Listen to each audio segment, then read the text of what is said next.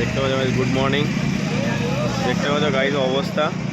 হ্যাঁ, আমরা প্রয়াগরাজ থেকে বেরিয়ে প্রথমে গেছিলাম অযোধ্যা রাম মন্দির থেকে আসার সময় আমাদের প্ল্যান ছিল বারাণসী যাওয়ার। তো বারাণসী যাওয়ার জন্য কালকে রাত্রিবেলায় 2টোর থেকে এখন টাইম হচ্ছে সকাল 7:45। হ্যাঁ, কনস্ট্যান্ট এক জায়গায় লক হয়ে দাঁড়িয়েছি। ঠিক আছে, চৌমুখের অবস্থা বুঝতে পারছে, সারা রাত এক জায়গায় গাড়ি দাঁড়িয়েছে। হ্যাঁ, দুদিকে গাড়ি একই রোডে সব ভরে দিয়েছে, সামনে পিছনে। তো দেখতে হবে, দেখানোর চেষ্টা করছি। হ্যাঁ, কি অবস্থা শুধু দেখো।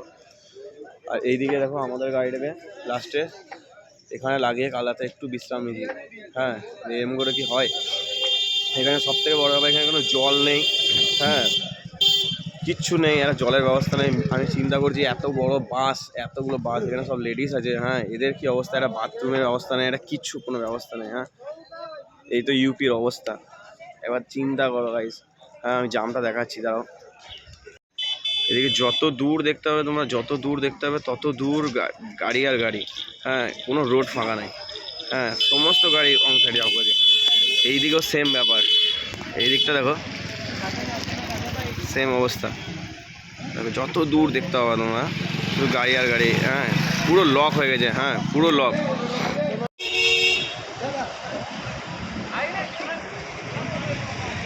স্ট্যান্ড, হ্যাঁ, কালকে রাত্রি 2:30 থেকে কনস্ট্যান্ট এক জায়গায় দাঁড়িয়েছি। হ্যাঁ, কোথাও মানে যাওয়ার কোনো অপশানই নেই।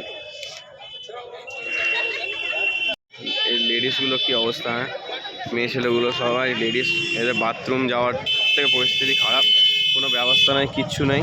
হ্যাঁ, কি অবস্থা দেখে দেখো, কি অবস্থা দেখো। এই তো ইউপি সরকারের অবস্থা। হ্যাঁ।